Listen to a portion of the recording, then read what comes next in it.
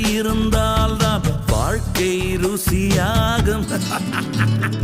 மேடுகள் கடக்கும் நதியினில் தானே மின்சாரம் உண்டாகும். காம்பினில் பசும்பால்